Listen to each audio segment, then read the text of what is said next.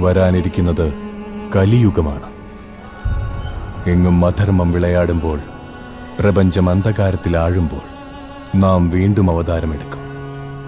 അന്ന് കലിയുടെ പ്രഭാവം ആ പിറവിയെപ്പോലും തടയാൻ ശക്തിയുള്ളതായിരിക്കും. അന്ന് നീ നമുക്ക് രക്ഷകനാകും.